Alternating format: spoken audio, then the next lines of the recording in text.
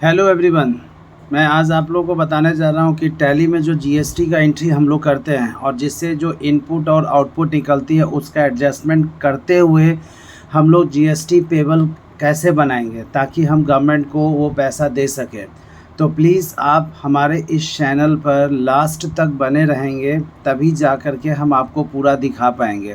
और मुझे उम्मीद है कि आप ये जीएसटी का जो सबसे इम्पॉर्टेंट वीडियोस जो आज मैं दिखाने जा रहा हूँ इसको आप नहीं छोड़ेंगे। लेकिन इससे पहले मैं आपको बोलना चाहूँगा कि अगर आप नए हैं इस चैनल पर तो आप ज़रूर सब्सक्राइब कर देंगे और लाइक भी कर देंगे, और बेल बटन दबाने से फ़ायदा ये होगी कि आपको हमारी वीडियो टाइम पर मिल जाएगी। तो चलिए मैं आपको आज बताने जा रहा हूँ कि जीएसटी पेबल कैसे करते हैं। जैसा कि आप देखते हैं कि जब हम लोग परचेज़ करते हैं तो इनपुट जीएसटी होती है और सेल करते हैं तो आउटपुट जीएसटी होता है। तो हमने पिछले वीडियो में मैंने आपको ये भी बताया कि इनपुट जीएसटी और आउटपुट जीएसटी का कैसे देखेंगे, कैसे एडजस्टमेंट होगा। अगर आपने नहीं देखा है तो पिछले सारे वीडियोस को देख लेंगे तो जीएसटी समझने में आपको दिक्कत नहीं होगी। जैसा कि आज आप डेस्क पर देख रहे हैं कि यहाँ पर ये हमारा गेटवे ऑफ टैली है। ये गेटवे ऑफ टैली में आपका यहाँ बैलेंस शीट है और यहाँ पर डिस्प्ले है। तो हम लोग यहाँ पर बैलेंस शीट में जा कर के ये देखते हैं कि जीएसटी कितना है जो कि हमें गवर्नमेंट को देना है और उसके लिए हमें जीएसटी पेबल बनानी होगी। तो बैलेंस शीट में हम जा कर के यहाँ पर क्या कर देते हैं, एंटर मार देते हैं। जैसे ही एंटर मार रहे हैं तो आप यहाँ पर देख रहे हैं कैपिटल है, लोन है, करेंट लायबिलिटीज़ है और प्रॉफिट एंड लॉस है। तो हम यहाँ पर क्या करेंगे, सबसे पहले डिटेल करने के लिए Alt+F1 दबा देंगे। तो Alt+F1 दबा दिया तो आप यहाँ पर नीचे आते हैं तो आप यहाँ पर देख सकते हैं कि ड्यूटीज़ एंड टैक्सेस जो है 540 रुपीज़ दिख रही है।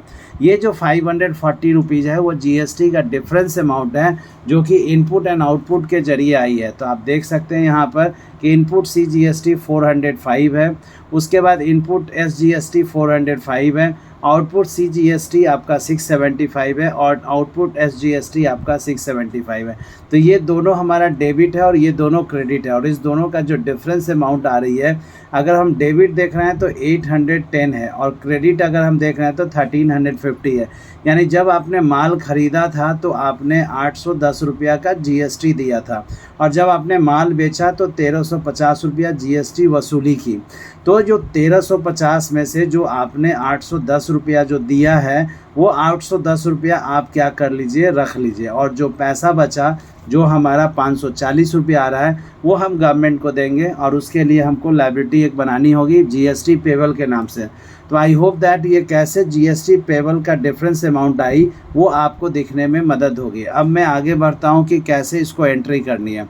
तो उसके लिए हम लोग यहाँ से बाहर निकलते हैं। बाहर निकलने के बाद आपको यहाँ पर अकाउंटिंग वाउचर में आ जानी है। और दोस्तों जब अकाउंटिंग वाउचर में आ जाते हैं तो जो भी एडजस्टमेंट एंट्री होती है वो जर्नल से पास की जाती है। तो यहाँ पर जर्नल देख लीजिए, F2 दबा करके डेट डाल दीजिए किस डेट में। तो सपोज़ मैं 31 जुलाई को कर रहा हूँ या 31 सितंबर या 30 सितंबर को कर रहा हूँ, तो 30 डाल करके उसके बाद आपको यहाँ पर सितंबर का कर देंगे। 9 डाल दिया, 9 डालने का एंटर मारा।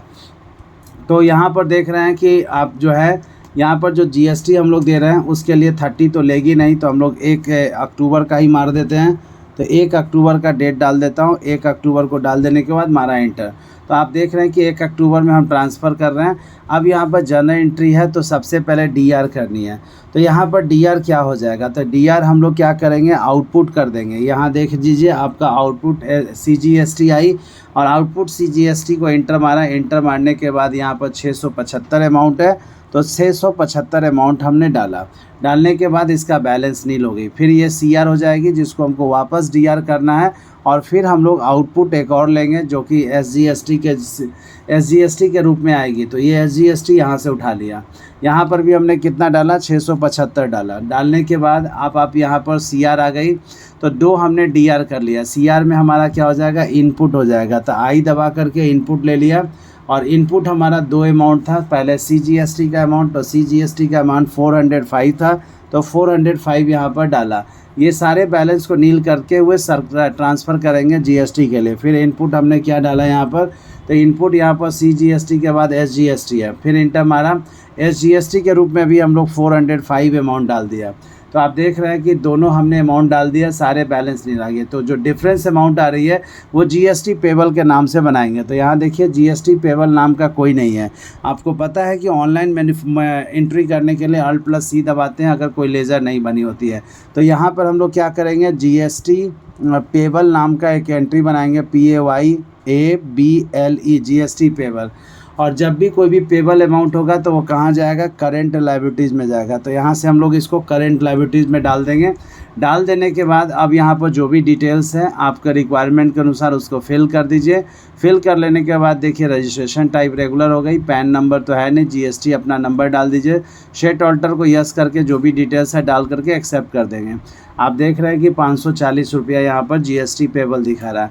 और यहाँ पर हम लोग पूरा नरेशन डाल देंगे और नरेशन डाल देने के बाद एक्सेप्ट कर देंगे। तो दोस्तों आपने देखा कि कैसे हम जीएसटी पेबल अमाउंट बनाएं जो कि सरकार को हमें देनी होती है, क्योंकि ये हमेशा एक क्वेश्चन उठती है कि हम वो कौन सी पैसा देंगे जो जीएसटी के रूप में सरकार को देते हैं। तो हमने जितना सामान ख़रीदा था और उस पर जो जीएसटी हमने दिया और हमने बेचने के दौरान जितना जीएसटी लिया तो उसका जो डिफरेंस अमाउंट होगा वही सरकार को देना है।